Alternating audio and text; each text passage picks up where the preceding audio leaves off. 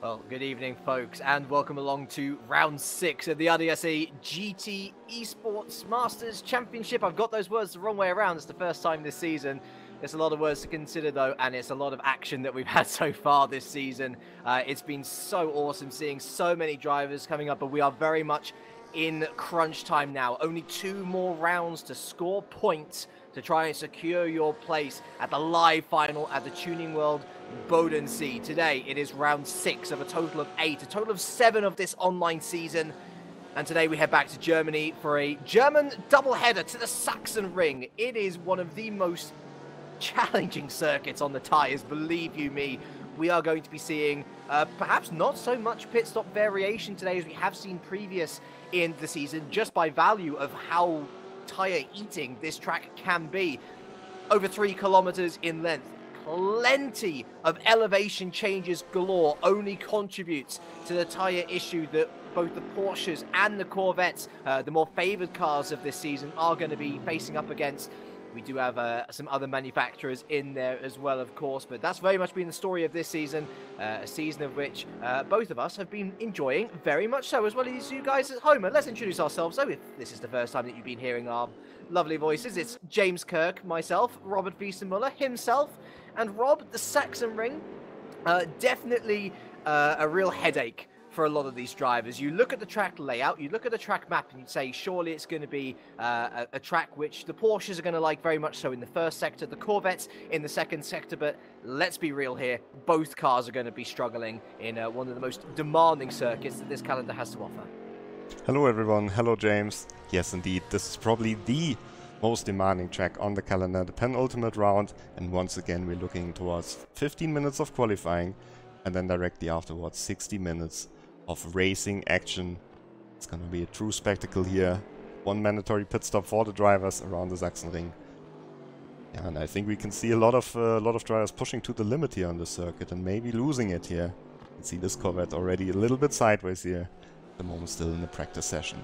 And it's not just a single standalone race. We're part, of course, of the ADAC GT Masters Esports Championship on RaceRoom, and the championship is looking fairly tight. I love how you give it the English pronunciation and I give it the German pronunciation. It's a nice exchange program here. And the lead has exchanged, certainly, between a number of drivers throughout this season. The man currently on top, Florian Hasse for Euronics Gaming, hasn't won a race this season. Such has been his consistency. On 355 points is the German. His stablemate and his compatriot Julian Kunze isn't actually here today, and he's already utilized a drop score for this season of 0 points. So in terms of that championship battle, which, I mean, at the end of the day, it's pretty much just for pride. You're looking to get inside the top 20 to qualify for the live final at the Tuning World Bodensee. But still, these guys are racing drivers. Of course, they want to win the online championship. Hasse from Kunze, then, of course, Kunze not here. Lerner still in there for Williams Esports. Ben's Bunky still in there for Ascaro. You've got Jack Keithley, who started late, but who's come in with a real hammer in his hands. He's got 3 pole positions, 2 wins to his name. If you look at the stats, he's the most successful driver. If you look at the points, obviously still some way to go. You've got Martin Stefanko, who's been pretty consistent all season as well. Only the top 12 drivers, Rob, now mathematically in with a chance of winning the title. But you've got to say, if Florian Hasse continues his good consistency, then there's no reason to say why he can't go out of this online season on top. Yes, he's still looking for his first win, not only in this championship, but in general in any RaceRoom competition. But this season that hasn't really hindered him at all. Let's just have a short look at the drivers who are here. You can see the entry list. Lerner was the fastest in the pre-qualifying on a track that he likes very much. And then in second place, Manuel Zengaffenen, one of the guys with the form curve pointing upwards, very much ahead of Rechel, Keithley and Notch. And Florian Hasse only down in 13th in the pre-qualifier. Right, let's see whether we can't catch a driver to take our viewers round this Sachsenring circuit. I guess, yeah, let's go on board here. We've got the, you probably would have seen it already, downhill right-hander here of turn 1, Martin Stefanko, the Czech driver, we're going on board with. And we very much descend down into the lower depths of the circuit through turns 2 and through turns 3 into this real slow double apex turn 4 before it's the fast left kinks of turn 5 and turn 6. And it's a load of left-handers, one after another, 7 in a row as we head through turn 7 and through the longer turn 8. We then have a short reprieve here at the very bottom of the circuit before it's a fast left kink beginning our ascension through turn 9. Again, it's another flat-out section through turn 10 and through turn 11. And oh my goodness me, Martin Stefanko almost saving it there, but not able to. You can see just how difficult it is going over the crest. And it's caught him out early on after turn 11. You have, it's actually, to be fair, the most simple part of the circuit. Going on board with Lars Wiesenmüller here. I think we're going through turn... Okay, so we're at the bottom of the circuit now. So hopefully we'll see Lars, the Swiss driver, making his debut in Server 1, actually. So a good guy to go on board with. So this is where Stefanko lost it, through turn 10 and onto turn 11. I reckon that Stefanko must have caught a rear right or something on the grass. It's then the switch right for turn 12 before we descend down again. And then it's a double ascension, and a sharp one at that as well. Through turn 13, you can see it going up. It then levels out just a little bit before this nightmare of a corner. Turn 14. Oh my goodness me. What a corner this is. Traction at an absolute bare minimum through there. In the Mercedes as well, particularly difficult. It's P19 early stages for Lars Wiesenmüller. The man currently on top though, Rob. A big surprise. Alexandre Vromont on provisional pole position with a 17.442. Yes, Alexandre, the Oscaro driver from France. And I spoke to his teammate Ben Spunky, and he was saying, oh, I hate that I have to give my setup to Alexandre. He always finds 210s in these most recent races. He's getting better and better. Very young driver, but very, very fast. But we have to jump to Jack Keithley, because the Englishman, he was the fastest man in the practice session just before this race, and he has set 2 purple sectors. In good form as well, of course, winning the 3-motion challenge race at the Nürburgring just yesterday. And although Mr. Lerner goes on to provisional pole position, it is only for a few seconds, as Jack Keithley there absolutely smashes Lerner's time, a 117.118 from the Brit. Although that said, Mikael Rekel has closed the gap to provisional pole now, a 117.293 from one of the youngest on the grid, and someone who is very much knocking on the door of a podium, Rob. I think it's more a question of when rather than if now for Mikael. Maybe today, the day to break the, or to throw the monkey off his back, so to speak. Yes, indeed. And we have a look at Florian Hasse here, who made a big mistake in the penultimate corner. Our championship leader down in P26. Even though he made this mistake, he will still improve a lot on this lap. Let's see where he slots in. P8. For another one. Yeah, P8. Not too great for Florian Hasse, but then again, it's his consistency which has seen him through, and that was P8 with a massive mistake through the penultimate corner, so more time in that Corvette to find. Of which I was saying that this first half of the circuit's very much a Porsche element. The second half is very much a Corvette element, and you can see that in the current standings. It's Porsche from Corvette, from Porsche from Corvette as things stand. And you can also see in the sector times that Rechel is always gaining, for example, in the second sector. Also gained a bit in the last sector. That's good, because the final corner is not very good for the Corvette.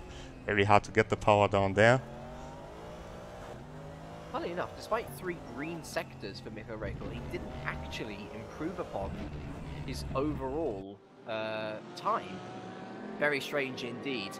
Someone who is looking to improve upon his time, of course, is Lucas Buron. Ever the man, Rob, to get into Server 1. Never the man to look to threaten the top 10. He is the best placed Audi in the championship in P16, but unfortunately his consistency comes at the cost of raw speed. He's a man that you can rely on to finish within the top 20. Yeah, and he had a little bit of bad luck throughout this season.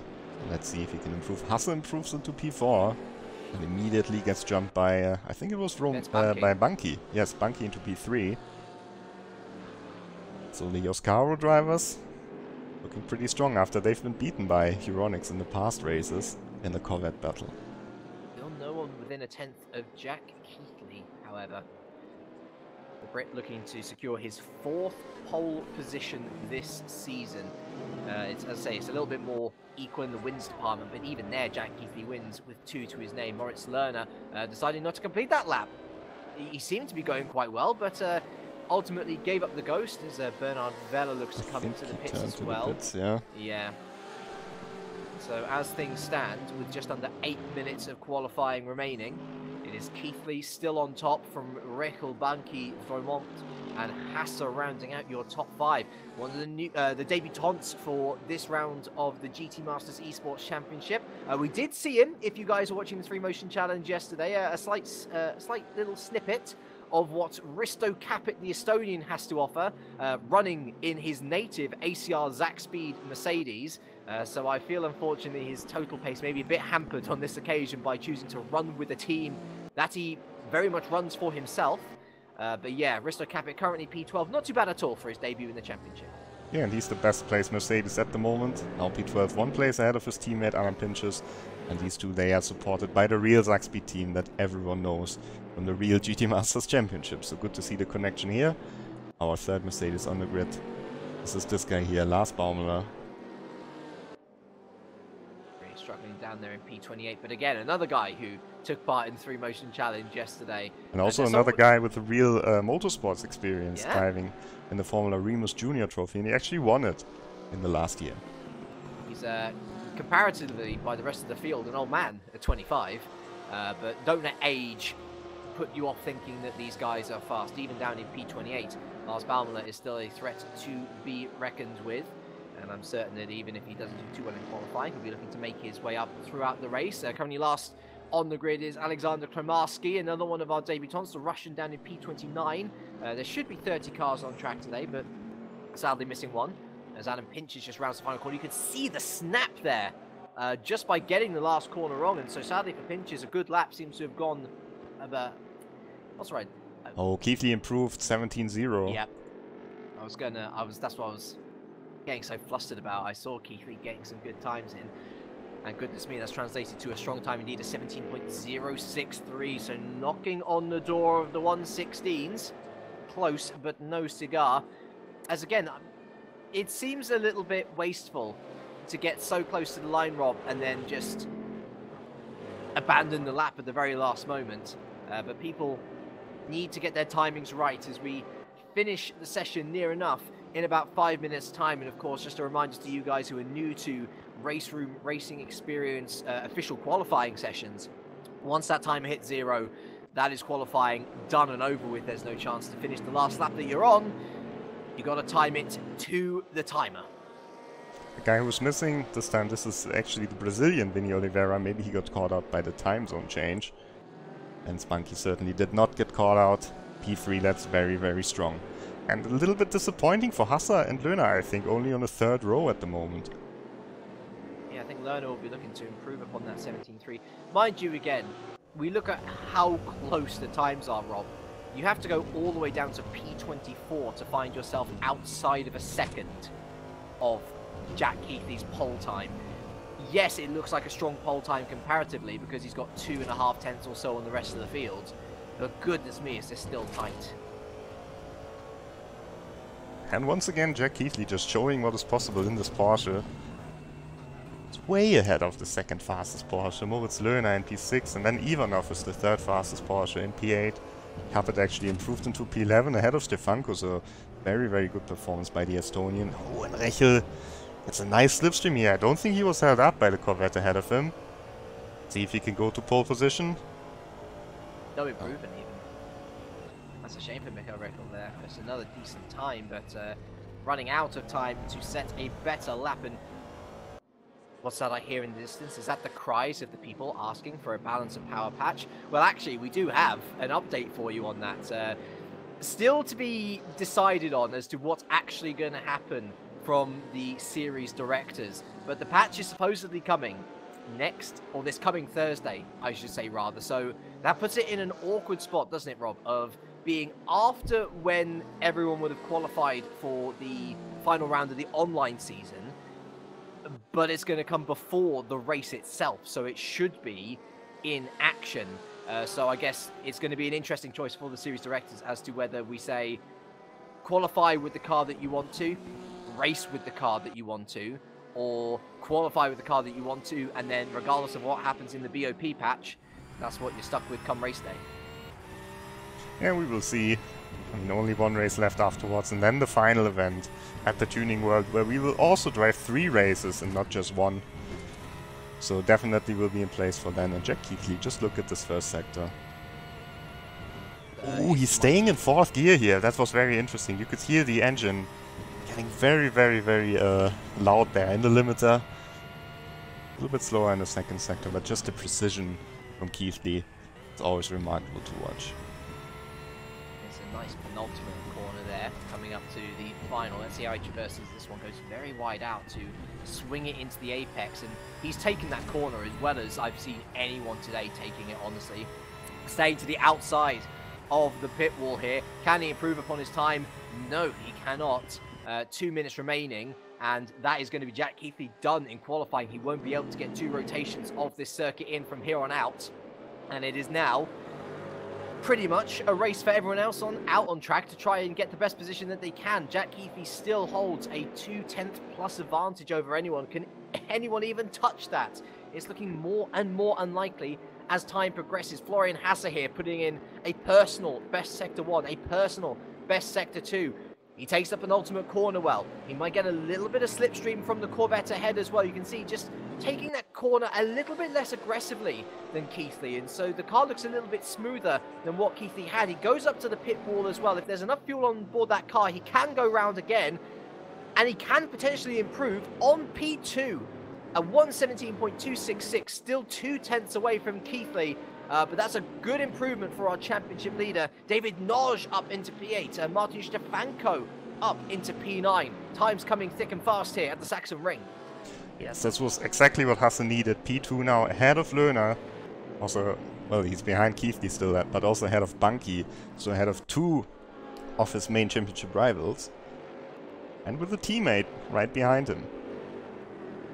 I think this is Florian Hasse done. His first sector doesn't indicate someone who's going to continue onwards. Jaroslav Honzik, one of the other Czech drivers, done well to get up into P7 there. Honestly, I didn't even notice that.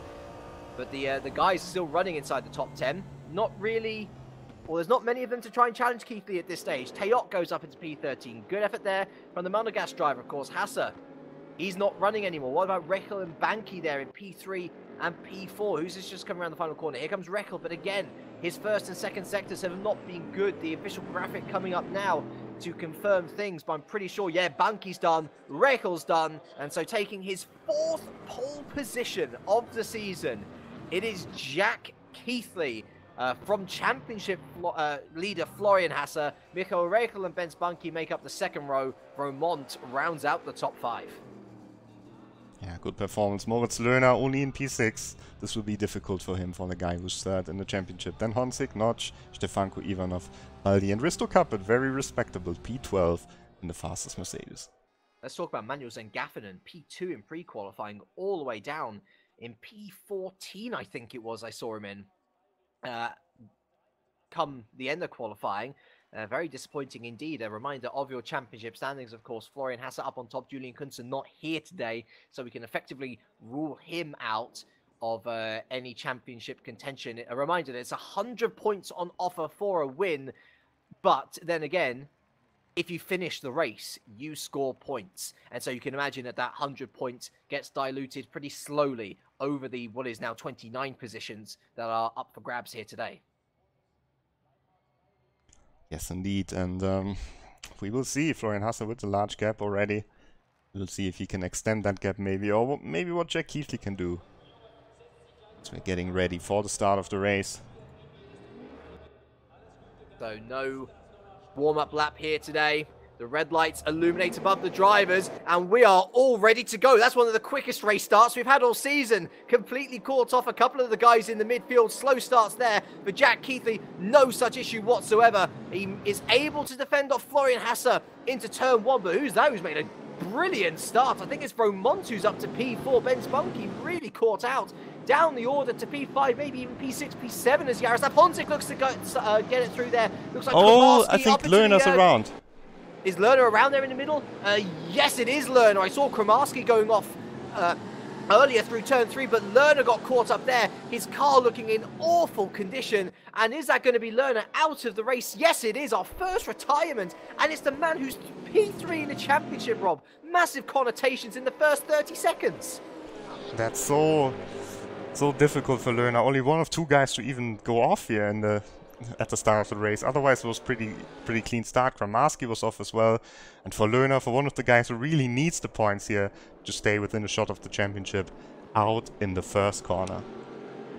Crazy start as Jack Keithley looks around the final corner. He may have started decently, but he has not been able to avoid the threat of Florian Hasse. A drive-through penalty for Risto Capit there, ignoring slowdown warnings already. So Capit, I think I saw him going wide off here on pit lane exit, and it looks like he's fallen a cropper of the RaceRoom in-game systems, which assign slowdown penalties for abusing track limits. Is something that he's going to have to learn as someone who's relatively new to these championships. But at the end of lap 1, Rob, it is Keithley who leads from Hasse, Rekel, Romont, Banki, Honzik, Stefanko, Noj, Baldi and Ivanov. Unfortunately, we can't see what happened to Lerner there. We don't have the replay here. Just have to see what his teammate does now, Jack Keithley, who's still leading the race at this moment. Simone Puglisi as well, the Italian, joining Lerner for an early bath back in the pit lane, unfortunately. So 2 out after those opening exchanges. And Konrad Zarabiak picked up some damage as well there in the Herbert Motorsport Porsche. Playing for FIDA Ragnar Simulator. And he's right at the edge for, for qualifying. I think he's P19 in the championship standings. And with this damage on this circuit, with so much understeer, you've got no chance. He has to come into the pits. Getting absolutely mugged, isn't he? And he's pretty much almost going to fall down. Ooh, that Porsche! Contact there on the inside. Who was that? That was Ibrahimi and Jan Courtois getting into strife. Might have been Kramarski, who was late there under braking. You're right. And is this going to be Zarabiec into the pit lane? I would imagine so, surely. Where does Lucas Baron come from? Lucas Baron seemed to have he seemed to have an issue, didn't he? He must have spun at the final corner. Zarabiec into the pit lane for a new front nose. Meanwhile. I was going to say he's not allowed to change tyres though, Rob. Of course, we do have a mandatory pit stop. You have to change your tyres during this race. You can either change 2 or 4. We're imagining today it's going to be a 4 tyre change, but you can only do that after the first 15 minutes have elapsed. Yes, indeed. So this early pit stop, unfortunately, will not help Zarabiak. He has to come back in again. Jack Keithley is slowly starting to gap Florian Hasse here. It's been a feature of the Porsche so far this season. They start very well, and for the first half of the race, they are in the ascendancy when it comes to the lowering amounts of fuel on board those cars. It's in the second half of the race where the Corvettes start to bite back. But certainly Jack Keithley still can't be too comfortable. Florian Hasse P2, Rekel P3, Romont P4, and it is very close indeed, all the way down, really, to P9 before you find a second gap between Gogo Baldi and Roman Ivanov. Just thought we saw a change of position here, but it's actually Capet who's coming in for his drive-through. So a bit of an infamous start here for Risto Capit, who's found plenty of success in other series, but again, gotta get used to the in-game penalty systems in RaceRoom Racing Experience. They are there for good reason. So Capit sadly falling afoul of those. Good start here from Alexandre Vermont though, Rob, carrying over his good pace from qualifying into the race, and of course Mikko Rekel, can he score a podium here today? You'd say on current pace and on current form, this might very well be his best chance yet. Yeah, Rekel versus Roman, that's an interesting battle. Those who are still looking for their first podium in the season, and they've both improved throughout the season, both 2 of the youngest drivers on the grid. And now they're very close to each other, and Alexandre Roman, he has shown that he's pretty aggressive in the battle. And definitely not showing the sort of driving conservatism that you'd find maybe for someone of his age in this sort of field. He's very much up and at 'em. And Florian Hasse here, leading the championship. But he does not have the assurance of a drop score, of course. He nil point at Autodron lost round 2. I mean, so, the same applies to Lerner now. Yes, very true. And so that certainly puts him in a little bit more relative ease, but of course, as championship leader, you want to be scoring as many points as possible in these races regardless. So Lerner... Drop score has no as well as little impact as possible. Lerner pretty much gets 60 points in this race because that's his worst score so far in this championship. At the Red Bull Ring, that was. So these 60 points will be added to his total points tally. But he's still within the shot, but if Hassel finishes in P2, he gets 90 points. Yeah. And that makes things... actually, I say that makes things increasingly difficult if we look at the championship standings. 60 points gap then. Yes. Yeah, you're right. Drop scores are super complicated. That's why I leave them to you, and I don't try to meddle with them myself. Meddling there with P10 was Manuels and Gaffin, a real snap there on entry, let alone exit. Oh, we have to jump to Michael Rechel here because Romain has caught him. And getting a bit more aggressive now as well, a little bit more eager behind. You can see the Corvette of Jaroslav Honzik as well, and the Porsche of Martin Stefanko following in close pursuit. Rechel here, just about holding off Romont through turn 4. Where would you say are the best overtaking opportunities on this track, Rob? They seem a little bit few and far between in the first sector. Yes, I think only in the last sector or into the first corner it's possible. Maybe into the penultimate corner, but much rather into the final corner when you get a better exit. And you can dive bomb into the first corner, but it's always kind of difficult. Otherwise you just have to wait for a mistake of the driver ahead. But a mistake can happen very easily here.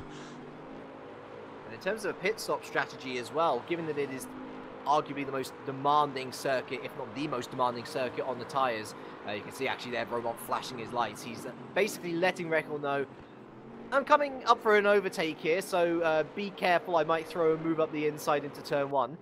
Oh, yeah, I think Stefanko has been off. He has indeed, and he looks to be struggling an awful lot. We'll get back to the tyre and potential pit stop strategy in a bit, but Martin Stefanko struggling there.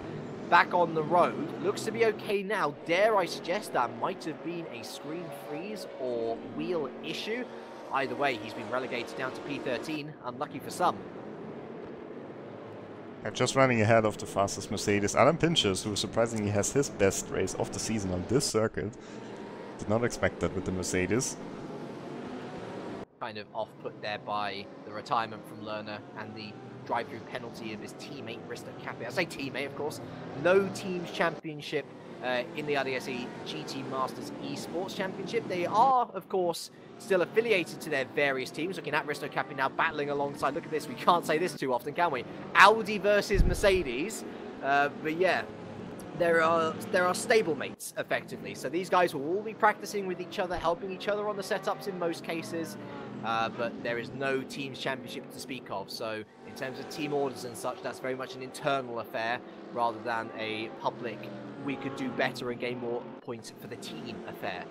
But yeah, talking and going back to the pit stop strategy phase, Rob, one of the most demanding for the tyres is Roman Ivanov, going to let through Gogo Baldi, I believe there. So on this going to be Manuel Zengaffinen actually, so get Zengaffinen up to P9. Do we expect the guys to go as far as they can on these tyres, or will we be expecting them to come in and try and attempt some undercuts? I think they have to go a little bit longer here because the tyre wear is really high. We've got some awesome battles here, by the way. Stefanko battling, and then in the background, that's Pinches there in the battle. Oh, Stefanko trying to go for it. Oh, lovely. Takes the place. Let's see here. I think it's Pane Bianco who's coming out on top in this battle here, ahead of Pinches and Matzik. Good to see Panabianco, of course, another one of these new guys who's suddenly emerged from the 3Motion Challenge yesterday to take part in the GT Masters Esports Championship today. And Panabianco was very unlucky yesterday, showed some excellent pace, but was unfortunately forced to retire after early contact, doing very solidly up there in P13 on what's his debut in Server 1. Yeah, he's been on pole position in Server 2 a few times, but he always disconnected in these races, so luck is not really on his side. Let's see, looking a little bit better this time though, and Lucas Buron is still in the battle. He kinda gapped Capet here, and now he's going for Lars Baumüller ahead of him. So what could have been possible for Buron in the Audi, which is really strong around the circuit actually. It's always that question, isn't it? Is it the car that's bad? Or is it the fact that the fastest drivers are choosing other cars which makes a car look bad? Well, to be completely honest, the Corvette is probably still better around this track than the Audi, but it is competitive here. Oh, Stefanko on the inside of Ivanov, two teammates. That's 3 positions regained in the space of 2 laps. Brilliant work from the Czech driver. as he manoeuvres his way back up inside the top 10. Manuels and Gaffinen with insight as well, so something to aim for. Meanwhile, Baumler has dropped back behind Capet and Buron, but he goes for the dive.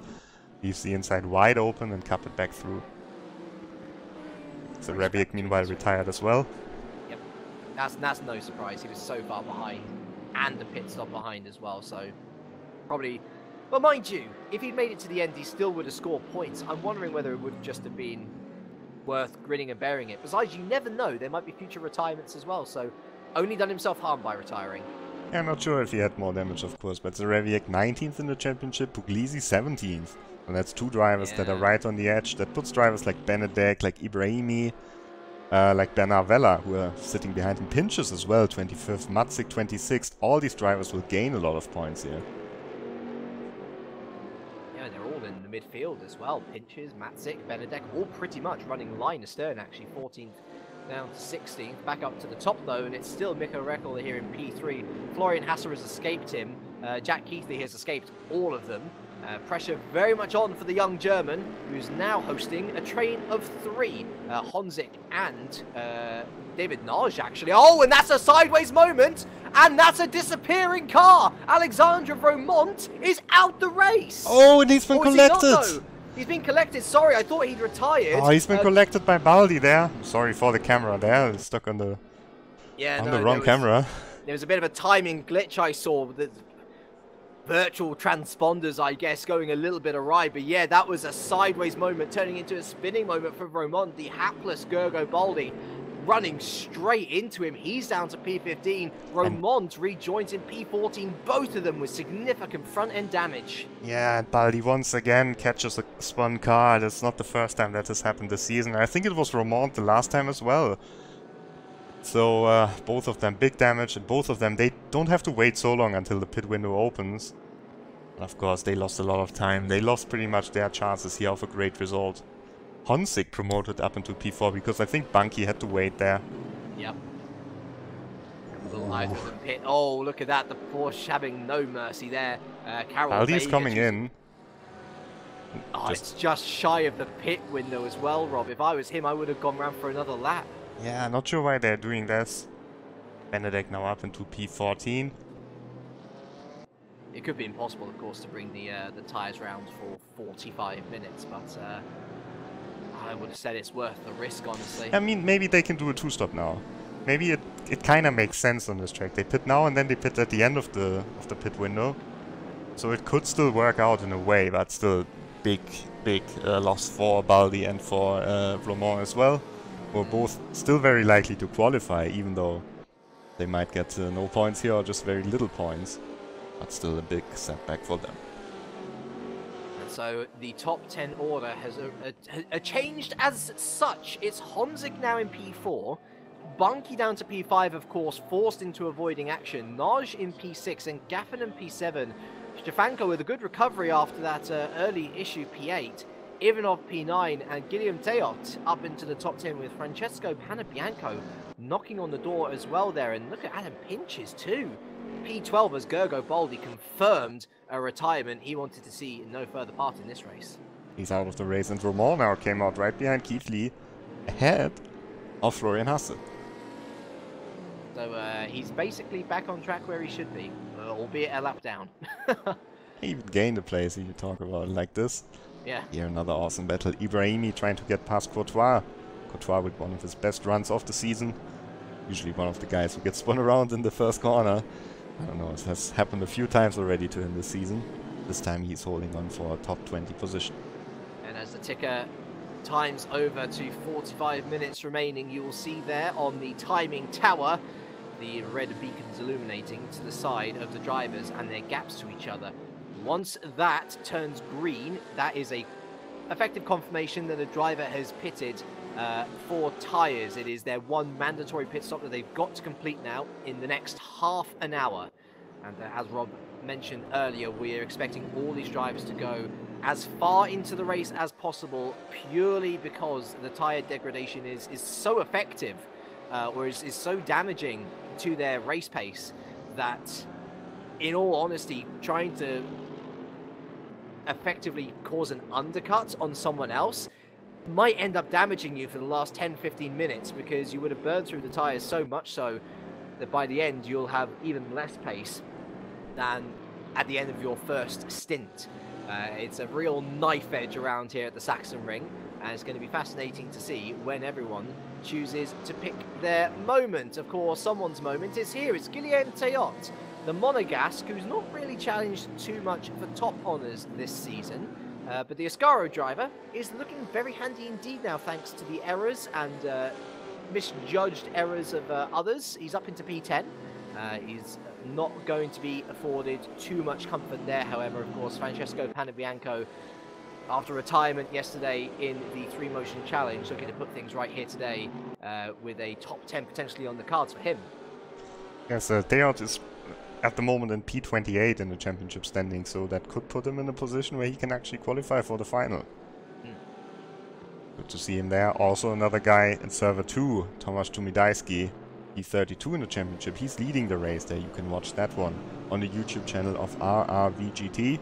They're streaming live at the same time as we do. And of course, a reminder that in terms of that championship battle, you need to be inside the top 20 to confirm a place at the Tuning World Bodensee LAN final. Of course, the way that the final works is that you're actually going to be in teams of 2 facing up against those 3 races, and so even if you qualify outside of the top 10, even if you haven't taken part in this championship, there is still actually a chance that you will be called to that live final if a teammate wants you. And so it's still not the end of the world if you finish outside of the top 20, but you want to finish there regardless, don't you, Rob, just to make sure that you can confirm the spot. Yes, and there's also the 4 spots from the Time Attack Championship who are also looking to go to the same people as in the Multiplayer Championship. So probably means that up until P30, around that area, you can actually still make it into the final, in a way. Couple of confirmed pairings already. Florian Hasse will most likely go with Julian Kunze in the final. Michael Rechel, on the other hand, he's looking to team up with Jaroslav Honzik.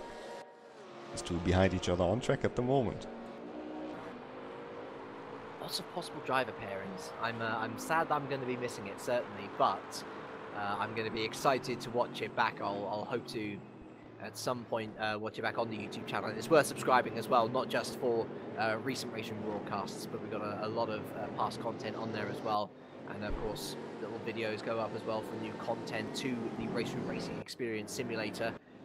Just worth following all those sorts of social media, isn't it? It's worth also taking a look at this battle for P18 as Daniel Stremer makes his way into P18 past Lucas Baron there, who's down past Ibrahimi. I think Ibrahimi. It was Ibrahimi, yeah. He made a mistake. Oh, behind Kappelt. Yeah, good spot. So the German, as you say, he's a bit of a trouble magnet, unfortunately. And once again, trouble comes his way down to P21. Yeah, I just wanted to point out this guy here, Alexander Kramarski. First driver to pit. Yes. Within the pit window. 40 minutes to go? Mad. Yeah, if it works for him, fair enough, but yeah. He's confident. Ooh! As almost into the barriers goes Karel Vega, side by side with Bernard Vella, the Maltese driver, up ahead. And that looked a little bit more feisty than it needed to be. Now Streymaier is dropping back as well. What happened to him? Looks like his timing beam's gone a little bit awry as well. Something's definitely going crazy here on the timing. Kappelt and Buron side by side. Buron keeping the position. There we go. Looks to have settled down a bit. As all up the inside goes Resto Capit on Lucas Buron.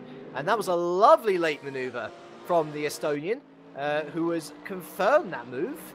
Down the pit straight, excellent stuff, and a real show of what Capit is capable of. Yeah, Streymaier down to P22 now. Maybe he's in the pit lane, actually. Not showing up on my timing screen, Rob. Ah, there he is. But there but he he's is, got indeed. damage. Huge damage at the front of his car, the 3rd GT Omega driver. Now he has to repair it. Look at the lead that Jack Keithley has pulled. I mean, that's Romain there on fresh tires behind him. But he's a lap down. Florian Hasse almost 5 seconds back. He's been quietly extending this gap, hasn't he? And Hasse himself 5 seconds ahead of Mikko Rekel, who's still there in P3, but really doesn't seem to be the fastest car to be in P3, because you've got Jaroslav Honzik now, who's right behind him, putting him under pressure. And so it looks like Mikko Rekel putting on an excellent defensive showing so far, and maybe hoping that the next car behind him will make a mistake. Oh, on the inside goes Panabianco on Guillaume Teot, and that was a lovely late maneuver from the Italian. Yeah, drive-through penalty for Streymaier as well. Once again, this pit lane speed limit catching out a lot of drivers. Is that a second drive-through penalty? No, I think it's just one. It's just a confirmation. There we go. So Streymaier unfortunately falling afoul of... I can't tell you, Rob, how many times in the last 2 weeks I've seen people in pit lane infringements. It seems bizarre, but it's a very valid point that especially the younger drivers nowadays seem to be forgetting. If you're doing qualifying practice, brilliant. You want to give yourself the best starting position. If you're practicing your race pace, excellent. You don't want to be making a hot lapping setup effectively. Practice your pit stops, practice your pit entries and your pit exits, because otherwise this happens and it completely ruins any progress that you might have made with a good setup in the first place. Yeah, I think it's just a lack of experience there, but it's basically as important as practicing everything else. I mean, I can understand you practice your hot lapping qualities first, because that's what's qualifying you for the race here. But you have 1 week, and when you're qualified, you know, you have almost a week to prepare for the race. Practicing the pit lane entry and exit is certainly part of it, and also your strategy. I'd go as far as to say it's a rookie error, and then I remember how young they are, and I'm thinking, okay, well maybe it's a little bit more acceptable, but even then... Yeah, but we've seen the experienced guys making the same mistakes. We've seen Kiesli, Wisniewski, Florian Hasse, I think as well at Most. Most, yeah. Heinemann, definitely. It just seems... It's such an unnecessary penalty to pick up as Kevin Hensel now comes into the pit. So we're seeing some guys pitting certainly a lot earlier than we were expecting. We were expecting the majority of these guys to come in after the half-an-hour mark, which, to be fair, we're still on for that. 6.5 minutes remaining before we hit the halfway mark of this race. Who is going to blink first in this top 10, though, Rob? If I'm out on track, I'm thinking wait until someone else blinks first, as Jaroslav Honzik may be lining up a move. I think Rekel got an excellent exit out of the final corner there, remains unopposed into turn 1. I think if you're someone like Honzik or Bunky, you should pit now. Just try to go for the undercut. Leaves you awfully exposed at the end of the race though, Rob. Yeah, but where can you pass on this track? It's really difficult. Good argument, well made. You wonder whether anyone will be following your methodology. We'll have to wait and see, of course. Certainly if I was Jaroslav Honzik, I'd want to come into the pits before Rekel. Maybe Zengaffinen as well. Zengaffinen has a good pace, but he's really out of position after a bad qualifying. Well, Stefanko too as well. We've seen Stefanko often be one of the earliest to pits over the course of this championship. It hasn't always worked out, and maybe that coming into mind now for the Czech driver as he continues on his way. But a lot of possibilities for overtakes in the pits to happen, as that was very wide. That was very, very wide there. But that was not Stefanko, that was, I think, Kramarski who's getting lapped. I thought it was Stefanko at first, because they have the same livery. But no, it was Kramarski. It was the back marker, yeah.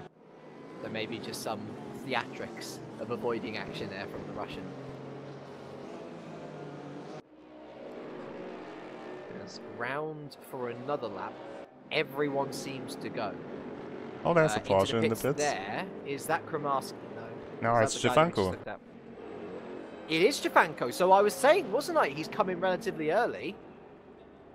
And choosing to pull the trigger now, it seems. Later than usual. I think Theot in the pits is... Oh, Theot's around! Oh, Theot is around. He is. Turn 12. And I wonder whether that was in contact with Adam Pinches, who he had fallen into the clutches of. No way, he's losing a lot of ground here. Let's see where Stefanko comes out. 20. Is he going to be P21? Kremarski's into the pits. Here comes Lars Baumüller. So actually Kremarski, I think, out of the race potentially. Oh, just ahead of Lars Baumüller is Martin Stefanko. And you know what, Rob? He's timed this beautifully well because he's got a 15-second gap ahead of him now to run those tyres into without damaging them too much. Excellent stop. Excellent call. Yes, Keithley. As Keithley's in. Oh, he missed his pit box. Pit box. Oh, that 5-second gap that he made has effectively been eliminated into the pits as well. I think that's Rechel. That's Rechel, yeah. Oh my goodness, Keithley once again with a mistake in the pits. He's done a Heinemann from earlier in the season. Now the question is, how much has that affected him? That might have lost him the lead to Florian Hasse here. That might have lost him position to Michael Rechel as well. Someone else in the pits, I see. Yeah, it's Pinches in the pits as well. Let's see with Keithley here. So Gets going again. Box now. Where is Rechel? Is he still in his pit box? Yes, there he is. He's down, so he's going to be ahead of Rechel. But is he going to be ahead of the next man after? Oh, and he comes out right in the traffic here. That's behind Ibrahimi. So he... it could be close with Hasse. And Hasse has to pit this lap. Hasse has to pit now. Because otherwise he's just going to lose time compared to Keithley. I think he knows that. He must know that. Oh, he's not coming in, and this could be a mistake because Keithley, even though he has traffic, he has the fresh tires now. If Hasse would come in, he could cover Keithley now. It could maybe come out ahead of him. Anki coming into the pits. Where's Honzig? Oh, Honzig also in the pits with a very early pit box. And is that Ivanov in as well? Yeah. I think so. Keithley already passed Ibrahimi. He's wasting no time, and there in the foreground, Buron is attacking once again. This time against Courtois. But then again, Rob, Haas has always been someone to pit in last. Yeah, but I think in this case, it's a... I think this would have been an easy decision to pit here. Just to try to get the track position against Keithley. There was no guarantee that that 5 seconds was going to be made up, though. It was a big mistake from Keithley, don't get me wrong. Oh, Honzig and Rechel, we have to watch here. Rechel on board. Oh, it just jumped to another car. Yeah, and Rechel going to come out ahead of Jaroslav Honzig then. So the undercut working for the young German. Gained a lot of time on Jaroslav Honzig, actually. Honzig now also coming out of the pits. I think that's Ivanov ahead of him, so lots of cars in the pits now. There is Adam Pinches in the background. Fastest Mercedes. There's been no notable 2 tyre stops. I think everyone going for 4 tyres. Anki's close. Stefanko gained some time, yeah. Stefanko's gained a position over David Nosh, and so his undercuts worked as well. As Haas is in. Haas is in. And now we have to stay on board with Jack Keithley.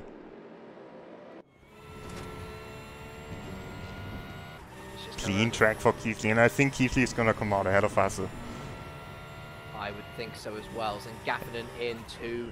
Is Panabianco going around again? I think Panabianco is going around. No, he's in the pits as well. Okay, so just a further pit box. I imagine Balit Benedek will be coming in as well. Jack Keithley rounds the final corner. Where is Florian Hasse? We're going to be keeping an eye to the left here. Hasse's out of his pit box. Oh my goodness me, this is going to be pretty close. There's Keithley, he's gone through. And what about Rechel? Is he further back? So Hasse comes out in second. He's in choosing not to pull the trigger when Jack Keithley made that mistake. He's come out and he's remained in P2. In fact, Michael Rechel almost overtook him through that pit stop. Almost didn't get my words out there, but yeah, it's worked out beautifully for the undercutters.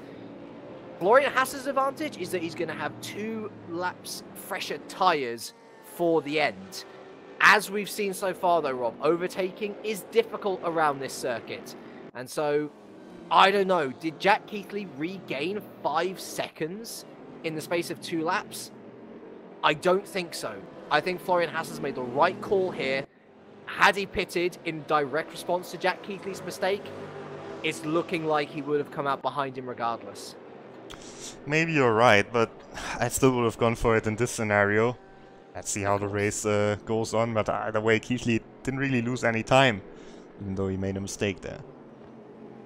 I'm wondering how much help behind the scenes Florian Hassa has as well, though, Rob. Because here's the thing. A lot of these drivers will have engineers, but if you don't have someone who has seen that Jack Keithley has made a mistake in the pits, then how is he to know that he's made a mistake in the pits? You're just going to be sticking to your own strategy.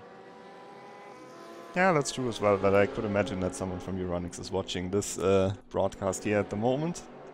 Because we're on always in a battle. This time with Jan Courtois. And so the last person not to pit so far is Alexandre Vermont. Of course, he has pitted already, but not for tyres. Only for body damage and for suspension damage, which appears to be now fixed, but of course has put him at a massive disadvantage. So after the pit stop phase, it is Keithley who leads by over 5 seconds from Florian Hassa, who has Michael Rekel for closer company than before. Certainly within a second of each other are the two Germans. Jaroslav Honzik, a mightily impressive 4th position, doing an excellent job so far, is the Czech driver. The rest of the top 10 rounded out by Banki, Stefanko, Noj, Zengaffinen, Ivanov and Panabianco. A couple of close battles here. Honzik has a little train behind him with Banki and Stefanko. It's been a great recovery from Stefanko, hasn't it, considering his earlier issue? Oh, and I think Romain's he's been out! Round again. He's been round again! And he's going to continue on. But no luck. Bernard Vella coming through there. Need to hold your breath there, but very good re-entry from all. Cup it through as well. That's a race to forget. Oh, Stefanko. Oh, Stefanko had a look, didn't he, on Ben Spunky into turn 1.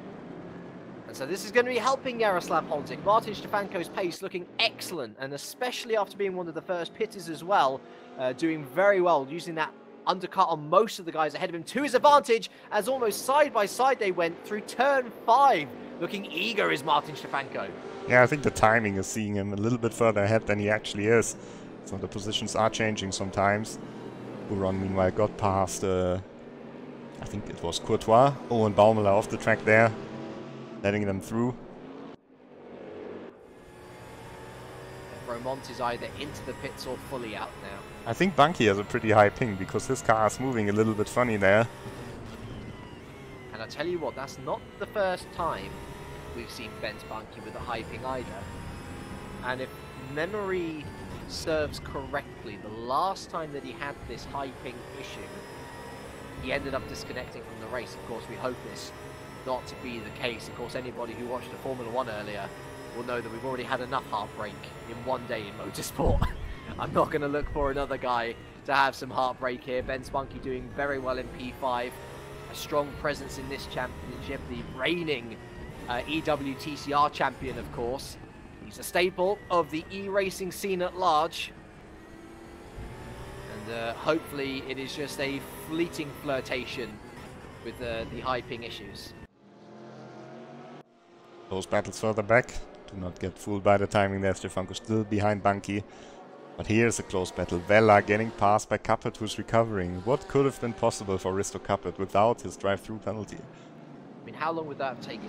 20, 30 seconds? 20 seconds or so? A drive-through penalty? Probably a bit less on this track, but we're looking at least like 15. I guess he would have been around pinches maybe. Of course he had to fight with slower cars throughout the whole race. Very true. Happened his progress. That might have been top 10 potentially even. And Stefanko made a mistake. He's fallen well off the back of Ben Spunky. He's fallen so far off the back that he's actually fallen... Has he fallen into the clutches of David Noj? I don't think that's actually Noj behind him, is it? It's a back marker. It is just the back marker of Daniel Stramer, I believe. And so Martin Stefanko now in a bit of no man's land. And update, Alexandre Vermont continues on. He's still in P23. Yeah, he just stays ahead of Lars Baumler here, who has really a lot of trouble on this race. He qualified in the Porsche, but he has to take the Mercedes because he took it earlier in the season. And I think he's regretting this choice a little bit.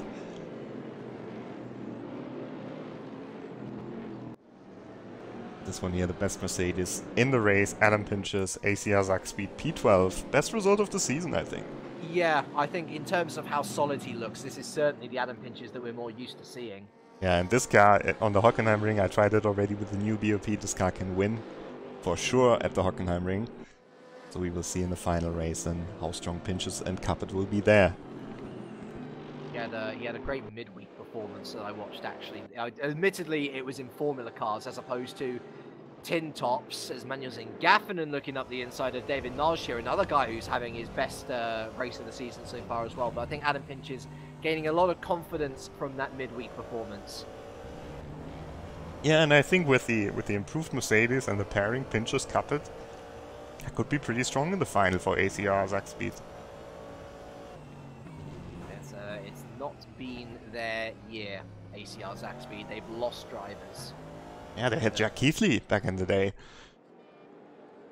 And the drivers that they are having, or that they do currently hold within their stable, are very much off colour in the first few months. Of course, it's early days. It's April 1st tomorrow, right? And so, you know, there's still 3/4 of the year left to turn things around.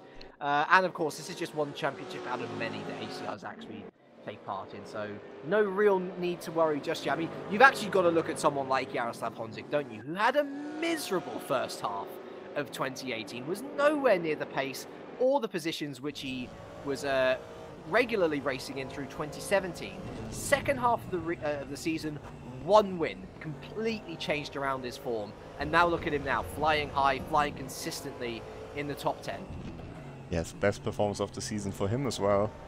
He was looking much improved. Oh, as he goes sideways here, commentator's curse almost in effect. And Spunky closing in a little bit.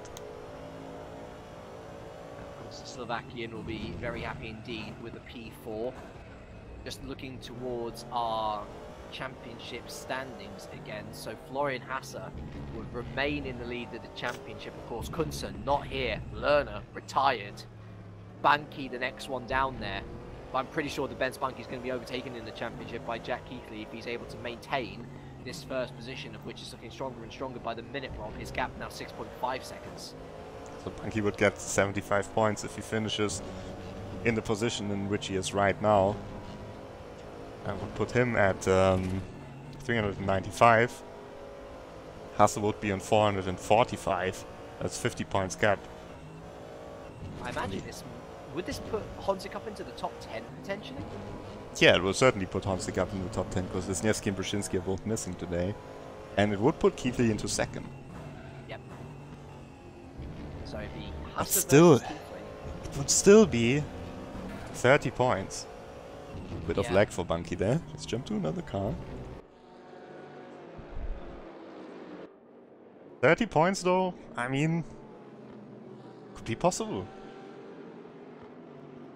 Given the gaps in points, if you were to finish first from last, it's absolutely possible. Just depends on whether Florian Hasser has a bad day or not. Because, again... Yeah, so, I mean, if results stay like this here, then in the final race, Keithley would have to win, which is, I mean, it's fairly possible that he wins again. He's won already twice this season, and it's looking like it could be his third win here. And then, if Hasser finishes 6th, they're tied on points, but Keithley wins because he has more wins. So Hasser would need P5. Basically, he would need the one thing which has been keeping him in the championship lead to come through once again. Consistency. I'm worried, Rob. Well, yeah, consistency, but that's the thing. If you rely on the same aspect to your driving style week in, week out, one of those weeks is going to fail. And that's what really separates the champion drivers from the sort of top tier drivers, is the champions have so many strings to their bow. It could be great defensive driving, it could be consistency, it could be qualifying pace, it could be attacking, attacking skills. And Florian Hasser has had a very consistent campaign. He's shown good pace, but he's not had raw, untamed pace that, really wins you these sorts of, events on your own. That's what we see with the likes of Jack Keithley. He'll take pole position and he'll take the win without any real need to feel sweat because he's got these sorts of races in the bag. Florian Hasser, when we've seen him in battle, it's been 50-50. He's not the most prolific defender. He's not the most secure of overtakers. Plenty of times we've seen him tangling with drivers, Rob. Yeah, most famously with Tim Heinemann in the first race of the season, where Heinemann ended up in the tire barrier. And so, you know, he's got a mistake in him. And I'm just worried if he doesn't bring this... He is on his A+ game at the moment. And if one thing were to go wrong at Hockenheim, I don't think he'd be able to recover. Well, I don't know, because we've seen Hasse being so consistent time and time again. He's got a lot of pressure, he's got a lot of really fast teammates as well in Euronics. I mean, it's not only Rechel, it's also Kunze, Andre Santos, Tim Yarschel, who's not in this championship here.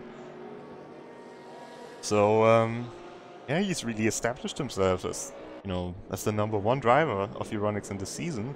Oh, and Romain has been off again. He's just going to the pits again. This might be it for Alexandre Romain, I think. A day to forget after such a promising qualifying. I notice he's got the number 13 on his car. Might be regretting that now, sadly, as Roman Ivanov as well. Talk about good battle. Ivanov versus Panabianco. What a race Panabianco has had. From the depths of the midfield up to the top 10, P9 in sight. A great piece of work today from the Italian. But yeah, I'll leave you, the audience, with this thought as well. If Jack Keithley is winning, if Haas is in P7, if we have like a Petrov-Alonso situation where Haas has to overtake the man ahead of him in P6 to win the championship. Well, he has to finish P5, actually. You get the point.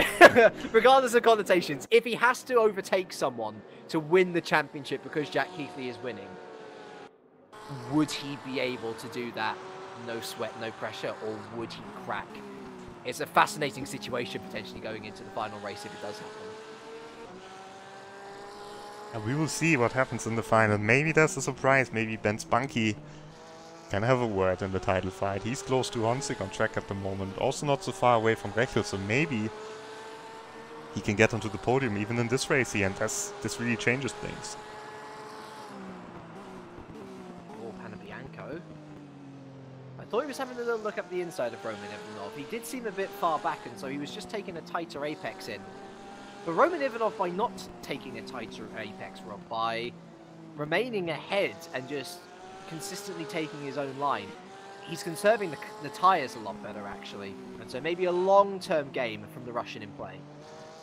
Yeah, pretty strong season by Roman Ivanov, by the way. Could have been better.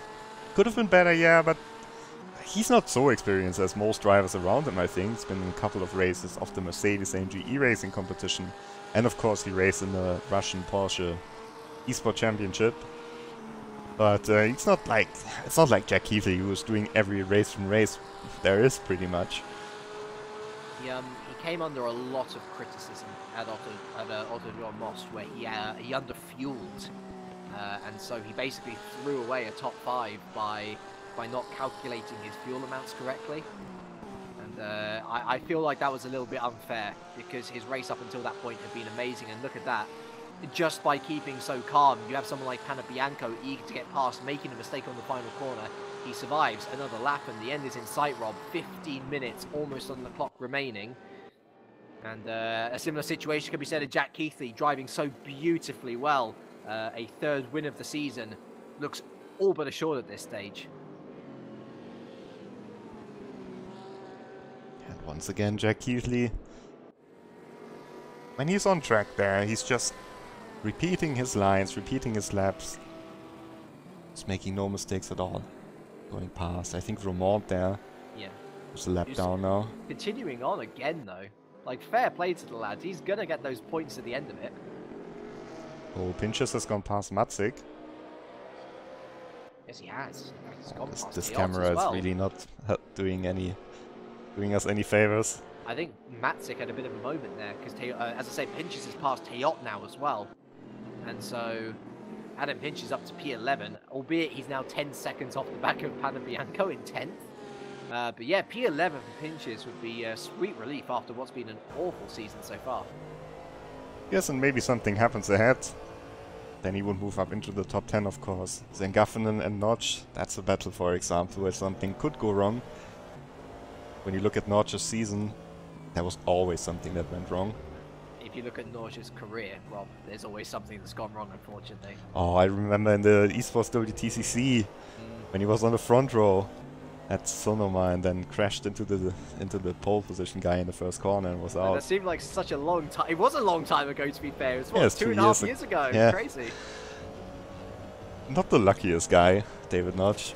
I feel for him. I feel for him because I've been in exactly the same situation where you show good pace, but then either you make a mistake or someone crashes into you. He's not often the instigator of these issues. And all he needs is a bit of luck, and he'll finish consistently in the top 10.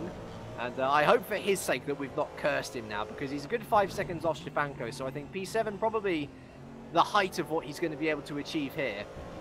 But certainly if he's able to hold off Manuel Zangaffinen, who might be a bit disappointed, honestly, after pre-qualifying so strongly to be P8. I'm sure he'll be happy with the points that he's gaining, but certainly looking at how well he pre-qualified, he might be disappointed not to be in the top 5.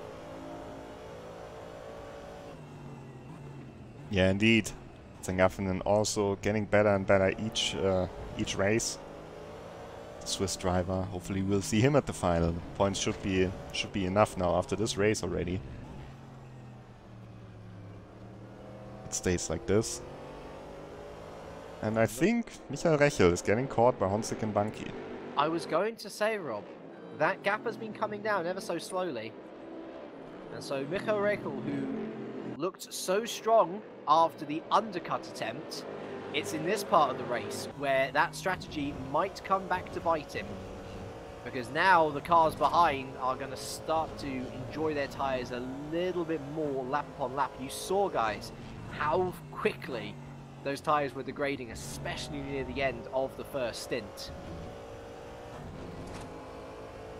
Of course, the most recent official Sachsenring race in a RaceRoom racing experience official esports competition was won by Nikodem Wisniewski ahead of Moritz Lerner, and completing the podium Robin Fredriksson, all of which now not in this race, so we're going to have a fresh look at the podium today.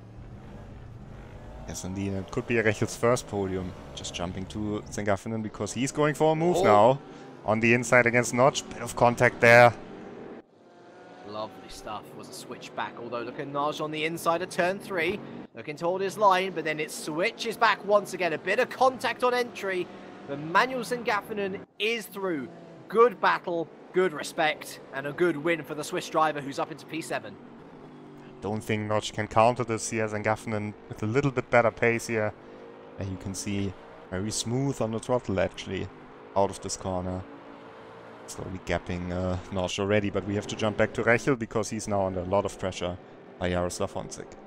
And Keithley, meanwhile, despite having worse tires than Hasse, almost 10 seconds of a gap for the lead. He's been dominant, hasn't he? A real Jack Keithley style of performance, run off into the distance and never look back. Just over 10 minutes remain then of round 6 of the RDAC GT Masters Esports Championship here at the Sachsenring. It's been a fascinating affair with not so many overtakes as usual, but certainly the strategy has come into its own. Undercuts proving king in the middle part of the race. But now we're going to see a swing back to those who pitted later than most. Certainly for Michael Rechel, he's got a defensive job on his hands for the remaining 10 minutes. Jaroslav Honzik looking eager. Both of these guys would be fighting over their first podium of the season. Behind in P5, Bence Bunky, previous winner, first race winner, of course, in this championship, in this series. He'd quite fancy a first step on the podium since that first race of the season. Yes, but he kind of has to rely on Honzik attempting a move here.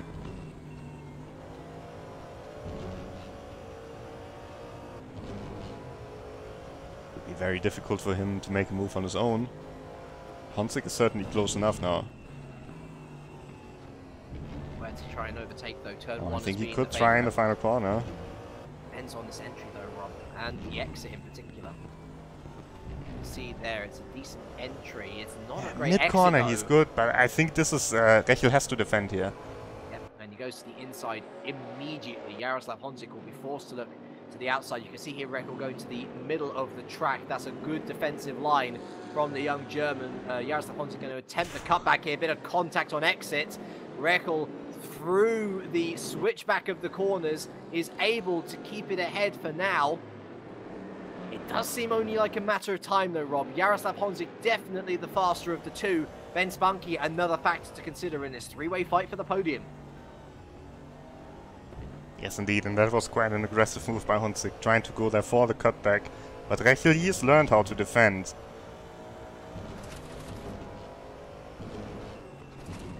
It'd be a breakthrough for the young German.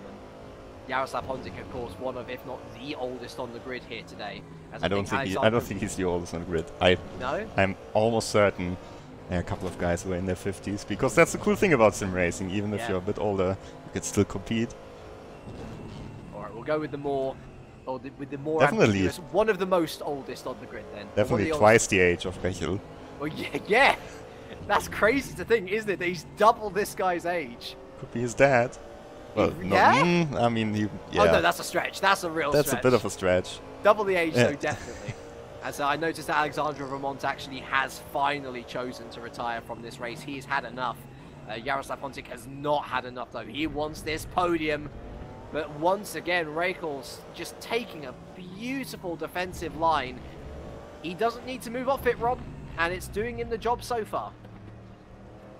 There's the lap car. That's, I think, Kevin Hansel. Ooh, and he comes back up before Honzik there, but to be fair, there's not a lot of places where Hansel can go. Or you could just slow down completely to a stop, Rob, and let the cars through. That's my main criticism of that particular move, and it's completely thrown Jaroslav Honzik off the scent of Michael Rekel now, who's been able to gain a second through that exchange. I'm sure looking at Honzik's previous pace and previous lap times, he should be able to catch back up again. But it's a lap where he won't be putting Rekel under pressure. There you can see another car getting lapped. Oh, no, it's Honzik. He got a slowdown. Oh, he got a slowdown for going wide. Oh, wow. And he's behind Bunky now. That's actually not Bunky. That's the car. Stefanko as well. Yeah, Stefanko has caught him. So Rekel third, Bunky in fourth. And Stefanko all the way over Honzik. It's not going for it though. He thinks Kevin Hensel's going to be taking a little trip to the stewards after that. Yeah, I don't know, but I mean, it was not the reason why Honzik ran wide. It was not the cause of the slowdown. Honzik was already passed by then. Oh, Bunky is lagging really hard as well. So all sorts of drama in the last 6 minutes here. I wouldn't have placed Martin Stefanko in with a chance of a podium at the beginning of this race, Rob, but with 6 minutes to go, it looks like anything could really happen. Yeah, anything apart from winning this race, because Jack Keithley, if he doesn't crash into one of the back markers here, he's got this race in the back. 10 seconds now, the gap between himself and Hassa. And he just has to be conservative as he makes his way through the traffic. Yeah, getting past Courtois. Next one should be Ibrahimi. And then Lucas Buron ahead in P18.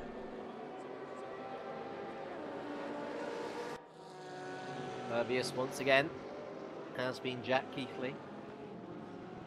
You can see Ibrahimi is letting him through, but now Ibrahimi is getting attacked by Courtois. Can't follow it through though. We'll go to Stefanko. Oh, Honzik from the predator to the prey. And Martin Stefanko, no, he didn't brake early enough. We've got to remember Martin Stefanko, of course, the earliest of the pitters within the top 10. So if anyone's going to be suffering on his tyres, it would be him. And just not enough confidence to just send it down the inside and maybe put Honzik off with the door open. But Honzik is struggling now. Maybe on this track the Corvette is struggling more than the Porsche. Because of these acceleration zones that are uphill. Yeah. I thought Stefanko went a little bit wide there as well.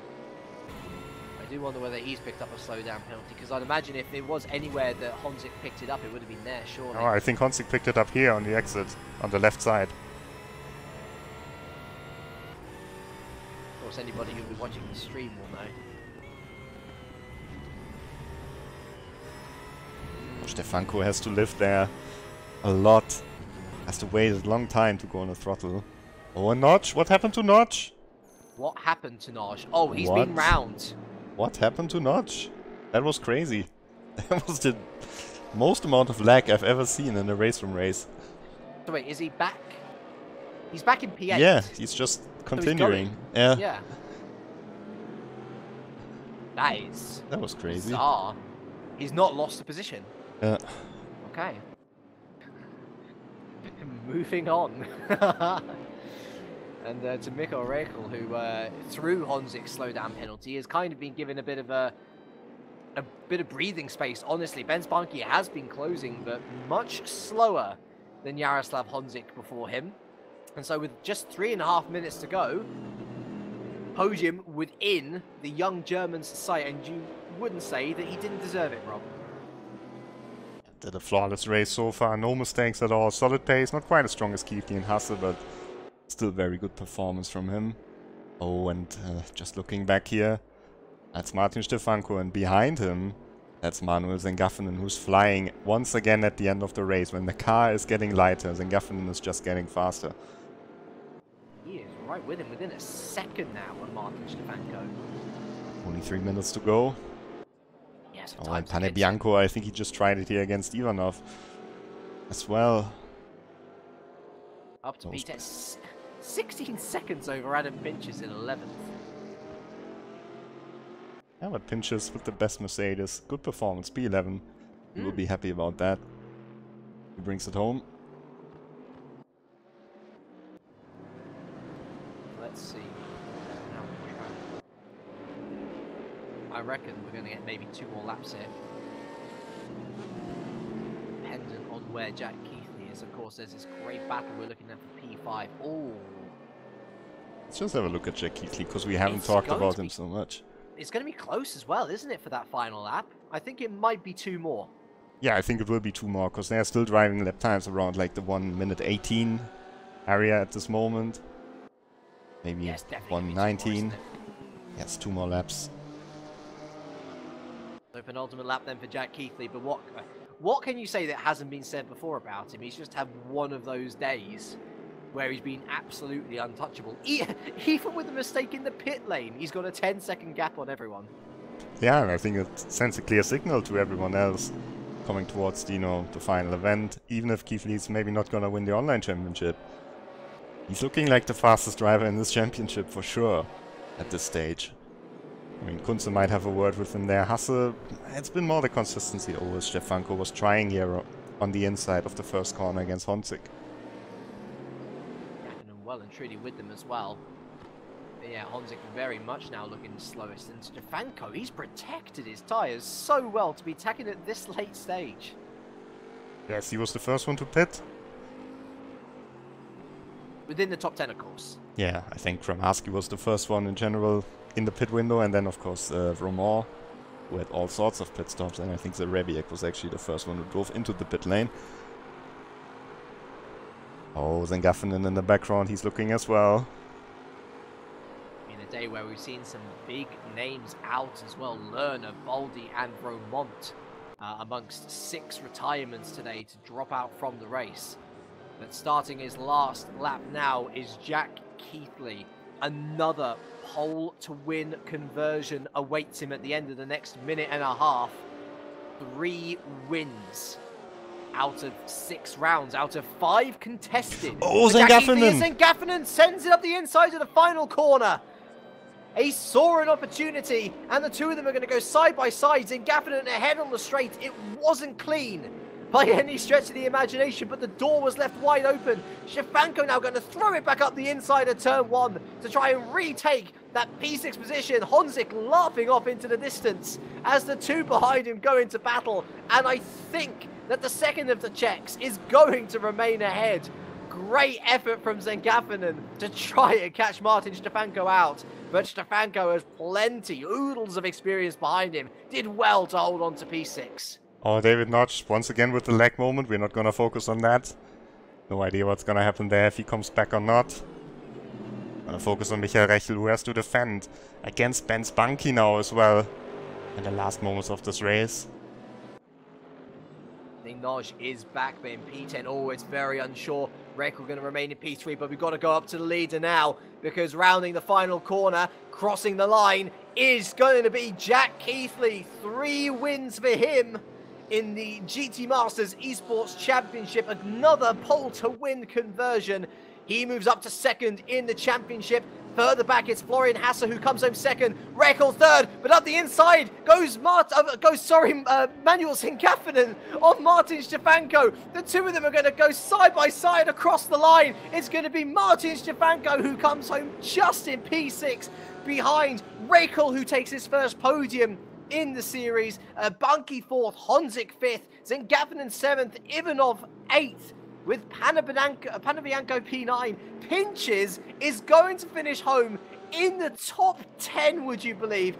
13 seconds adrift of Panabianco. That's the first time we've seen a Mercedes in the top 10 all season long. Teyot 11th, and David Noj is going to be rubbing his head, wondering how on earth this had to happen to him in the final few laps. Trouble and David Noj are two things which never escape the same sentence, and this time it's internet issues which sees him relegated from the top 10. He comes home P12. Maciej Benedek, Capit Vela, Vega Buron, Courtois, Ibrahimi, Hensel, Valmela and Stremayer coming home in P23, and last of the runners, Romont Kromarski, Baldi Zarebiec, Puglisi and Lerner, your retirements from this race.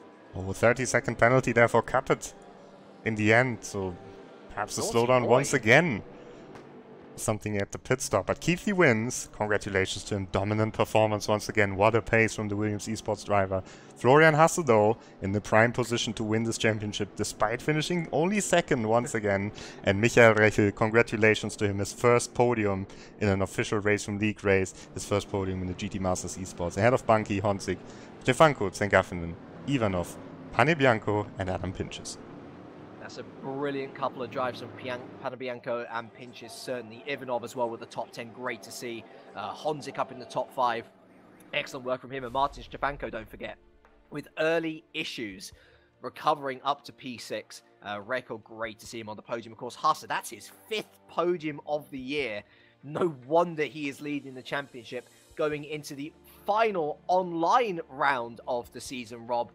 We finish up with the Hockenheimring, the final chance to score points before our live LAN final at the Tuning World Bodensee. Yes, indeed, here you can see the schedule. Of course, if you are attending the Tuning World Bodensee, you can watch it live on site as well.